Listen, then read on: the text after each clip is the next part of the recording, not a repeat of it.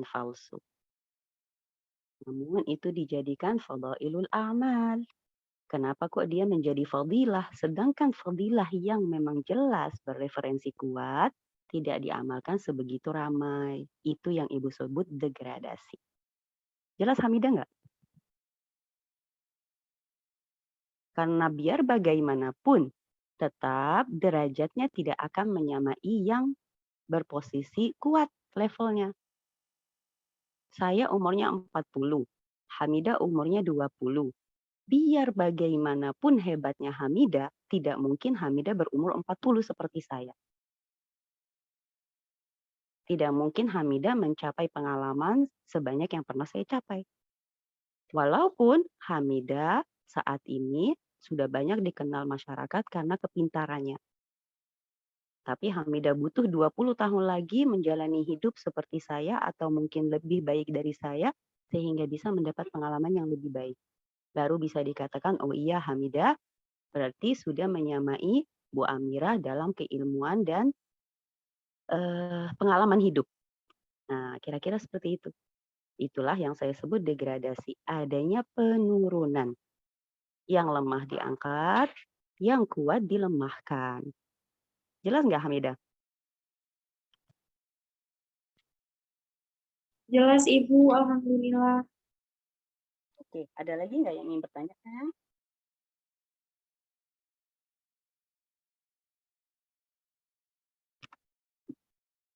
Ibu Winda izin bertanya. Bentar. Iya Ibu, jadi misalkan nih ya Bu ya, ambillah contoh istihsan. Jadi kan kalau di istihsan aja kan ada ulama mazhab yang nolak, ada yang enggak. Kayak misalkan Syafi'i nolak. Nah kalau Hanafi, Maliki, sama Hambali itu setuju. Nah terus pertanyaan Winda sebenarnya yang tadi pertanyaan pertama tuh, jadi ada kolerasinya enggak gitu Bu sama penentuan penggolongan bid'ah gitu Bu. Jadi penggolongan bid'ah ini tuh masuknya ke hasanah atau ke yang bid'ah haram atau yang gimana gitu. Jadi kan kayak misalkan Syafi'i aja kan tadi nolak istihsan ya Bu. Nah berarti kan Syafi'i secara otomatis ngambil hukumnya tuh lebih sedikit daripada Hanafi, Maliki sama Hambali yang setuju sama istihsan gitu. Nah jadi maksudnya Winda teh bisa aja nggak sih Bu menurut Syafi'i itu apa ya, suatu problem yang ini masuknya ke bid'ah haram gitu. Sedangkan kalau yang menurut ulama yang tadi ngambil hukum istihsan itu nganggapnya enggak kok ini masuknya ke bid'ah hasanah, soalnya kan menurut hukum yang istihsannya boleh gini gitu. Jadi ngaruh gitu nggak sih Bu gitu. Terima kasih. Beda Win. Syafi'i tidak menolak adanya istihsan. Punya man fakat syar'a. Tapi bukan berarti dia menolak istihsan. Istihsan dalam prinsip mazhab Syafi'i itu ada. Jadi nanti saya kirimin Winda buku tentang istihsan atau buku ya, apa namanya, ketua kelas kirim alamatnya Winda. Nanti Winda bisa baca bahwa Syafi'i tidak. Jadi gini, memahami mazhab Syafi'i itu kita juga harus benar-benar memahami mazhab yang lain dan bahasa mereka yang berbeda. Ketika Syafi'i mengatakan man istahsana faqad syarra, itu karena beberapa hukum yang diambil saat itu oleh Muhammad bin Syaiban yang merupakan partner dari Imam Hanafi. Nah, menurut dia itu syariat baru yang tidak seharusnya ada. Nah, tapi menurut mereka di sana itu adalah istihsan, maka dijelaskan istihsan. Kemudian jelang 7 generasi datang Al-Ghazali menjelaskan kembali istihsan yang telah dijelaskan oleh Asy-Syafi'i. Jadi kalau kita mengatakan istihsan, istihsan yang mana? Istihsan itu kan saya mengambil yang menurut saya lebih baik dong, gitu kan?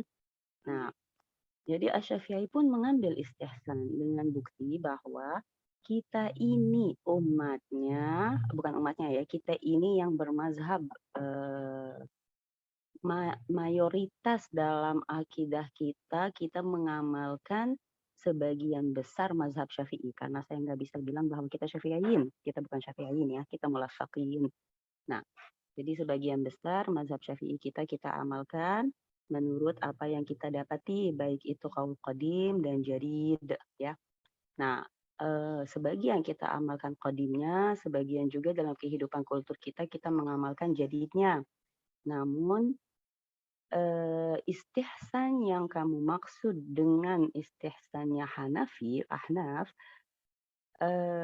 tidak bisa merubah derajat atau hakikat dari suatu referensi. Artinya, ketika dalam hal ibadah, maka kita referensi kuatnya kembali kepada Al-Quran, kemudian kepada sunnah. Nah, apabila dalam sunnah hadis itu kan kita tahu derajat hadis itu berubah. Artinya dia bisa melemah karena adanya satu rawi yang ternyata pernah melakukan satu kali bohong gitu kan.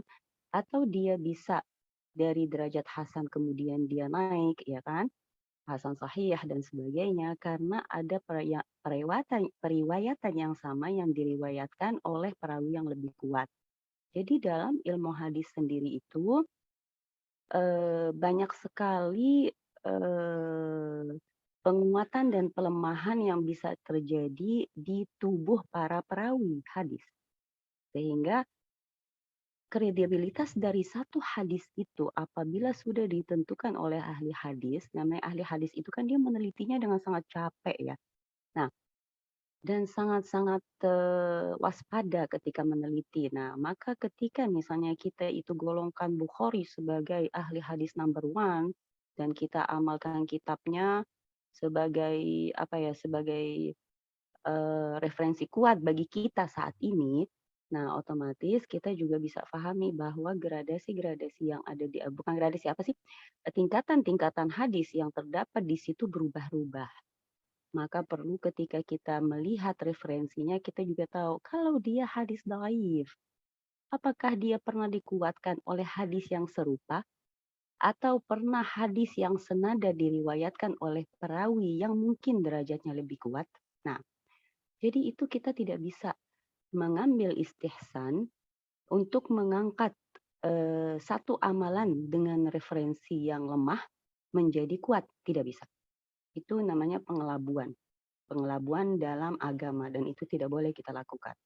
Kita mengakui bahwa banyak amalan yang diamalkan di tanah air memang referensinya tidak kuat dan itu masuknya dalam ranah tasawuf, kemudian dalam ranah taqarrub ilallah dengan yang mereka sebut dengan fadailul amal. Namun kita tidak bisa menafikan bahwa semua referensi yang ada itu lemah. Bahkan ada juga di antaranya yang dibaifkan dan ada yang difalsukan, dikategorikan palsu oleh para perawi yang lain. Nah, biar bagaimanapun kita tidak bisa mengambil istihsan sebagai alat untuk menguat itu. Tidak bisa. Jadi ya daif tetap daif, jelek tetap jelek, cantik tetap cantik. Tidak bisa. Jadi baju mahal dengan baju murah tetap terlihat. Bukan saja dari harga, dari bahan. Nah, hadis pun seperti itu.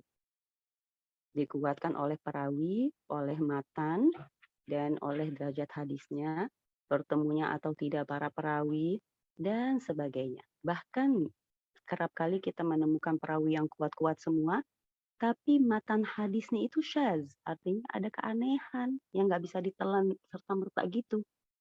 Itu juga menjadi satu pertanyaan. Tidak bisa dianggap sebagai sahih kalau belum diteliti matanya. Seperti itu, Win. Jadi istihsan tidak bisa kita jadikan alat untuk menguatkan sesuatu yang memang lemah. Istihsan itu ijtihad, sedangkan fadailul amal itu bereferensikan kepada hadis-hadis yang kemudian masuknya dalam ranah ilmu hadis. Itu berbeda.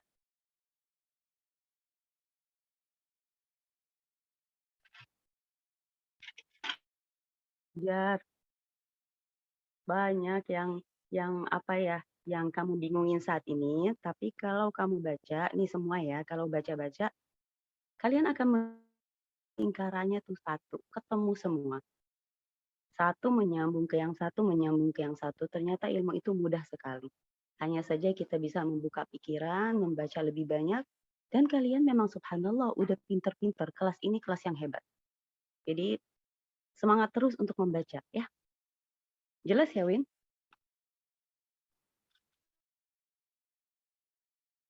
Oke, ada lagi nggak sayang yang mau tanya?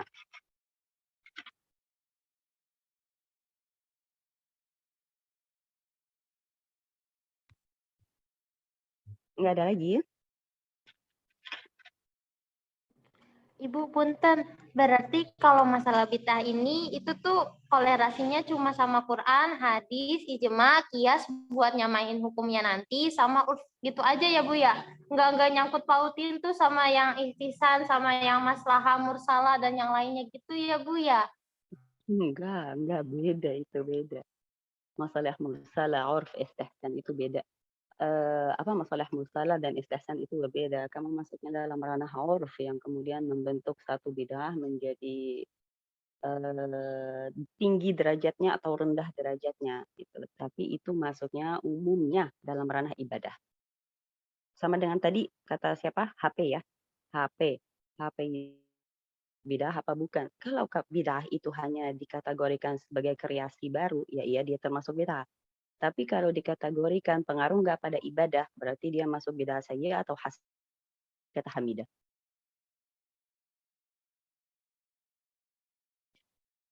Ya? Oke.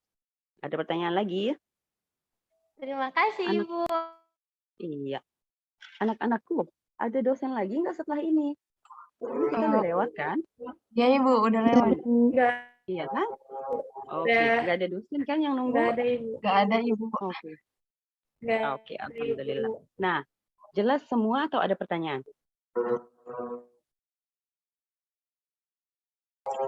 Jelas Ibu, insya Allah. Oke. Alhamdulillah jelas Ibu. Iya, untuk pemakalah, terima kasih banyak, sangat komprehensif, menjawabnya sangat sangat menguasai materi. Ibu senang sekali, terima kasih sayang. Kemudian untuk kawan-kawan yang bertanya, yang menambahkan, itu perfect banget, alhamdulillah. Dan bintang kelasnya hari ini jatuh pada Cindy. Jadi tepuk tangan semua untuk Cindy. Cindy bisa mengambil satu poin penting tentang sholat. Jadi sholat itu yang dimaksudkan adalah menyapa. Maka kalau kita menyapa Rasulullah, ya artinya kita menyapa Allahumma sholli wa sallim alaih. Kita menyapa, hai ya Rasul, tapi dengan sholawat yang sudah diajarkan ketika bertemu Allahumma sholli wa sallim alaih bertemu dengan Allah Subhanahu wa taala. Nah, kita juga menyapa orang tuanya dengan apa? Mengirimkan hadiah, mengirimkan say hello dengan membaca Al-Fatihah, saya kirimkan pahalanya. Nah, itu artinya karena dalam teks alaihim walaysa jadi beda banget. Bu ya ya kasih Cindy. Kemudian semangat terus dan kita jumpa lagi insya Allah hari Senin berikutnya. Dari saya terima kasih, Ibu izin pamit ya. Assalamualaikum semua anak-anakku. Waalaikumsalam warahmatullahi wabarakatuh. Terima kasih banyak Ibu. Sehat-sehat selalu. Terima kasih banyak Ibu.